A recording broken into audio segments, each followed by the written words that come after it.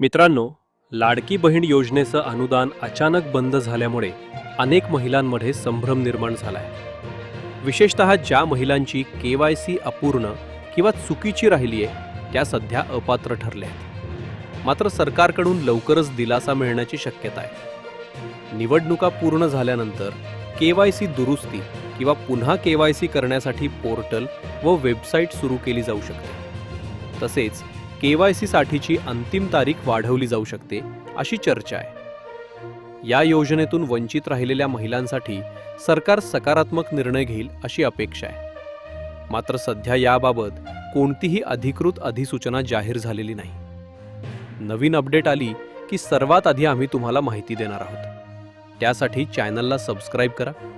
काही अडचण असेल तर कमेंट करा आणि ही माहिती उपयुक्त वाटली तर लाईक नक्की करा. अशाच महत्त्वाच्या सरकारी अपडेटसाठी चॅनलला सबस्क्राईब करा.